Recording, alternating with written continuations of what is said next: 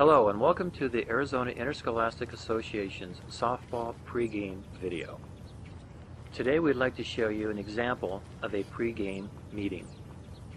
Remember, this is a guideline to highlight the essential points that should be covered in your pregame conference. Coaches, please. Hi, Coach. Coach, we're going to need to halt the warm-ups while we do the pregame here.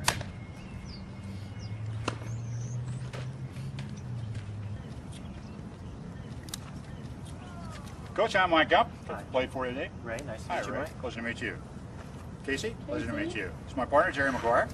Jerry, hi, nice to meet you. Coaches, before we go any further, I need your verification that all your players are legally equipped and that all their equipment meets Federation standards. Is that correct? Yes. Coach?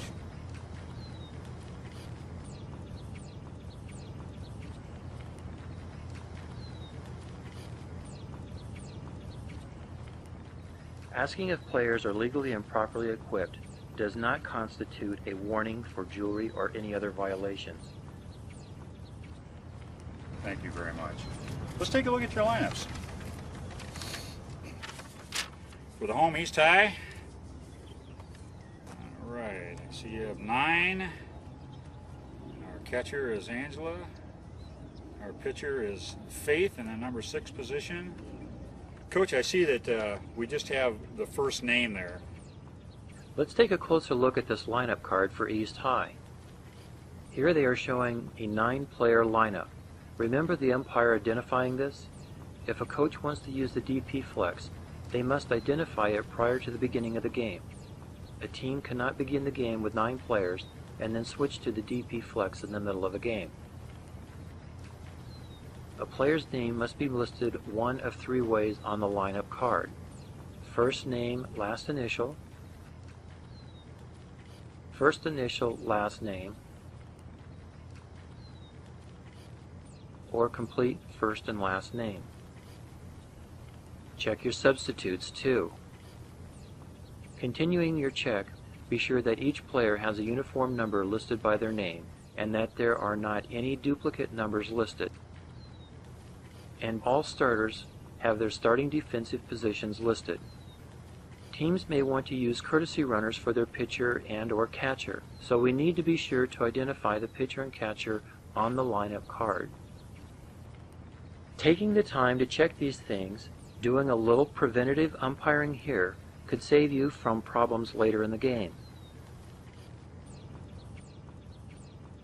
Federation rules require that we have the first name and last initial, first initial, last name, or complete first and last name. I also noticed that you're doing 9, you're not playing with a flex today, is that correct? I was going to add a flex later.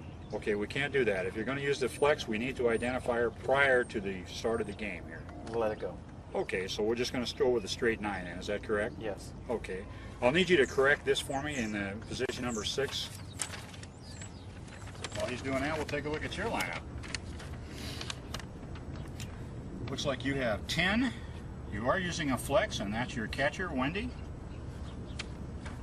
And your pitcher is right here. All right. Numbers. Let's take a look at Western View High School's lineup card. You'll notice Hillary doesn't have anything but her first name listed. So please remember, you need to have the first name and last initial, or the first initial and last name, or the complete first and last name on the lineup card for every player. Now that we've taken a look at the player names, let's be sure to take a look at the uniform numbers and make sure we do not have any duplicate numbers for our players.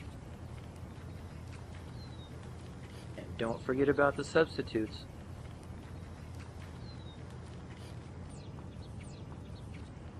Is there anything else that you're noticing about this lineup card?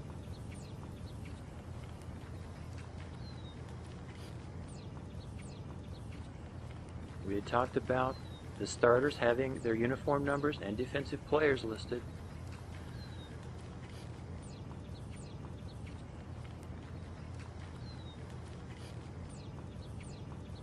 So now that we've made sure that all the starters have got their uniform number and their defensive positions listed on the lineup card, is there anything else that you're noticing that's going on the lineup card? Is there anything else? We have 2 players listed in the same defensive position. We need to get this corrected. So this will be something that we need to have the coach correct and find out what position each player is going to be in. So let's take the time to get this corrected now.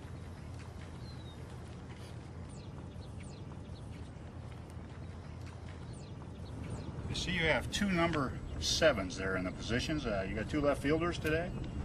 That should be right field. Oh, okay. Here, I'll just correct it for you here. Okay, thank you. Position number 9. Okay. There's changes. Okay, we got all those corrections made. Are there any other changes you want to make to your lineups at this time? No. Okay, then they're official. Coach, why don't you go over your ground rules here? Sure. Everything fine over here?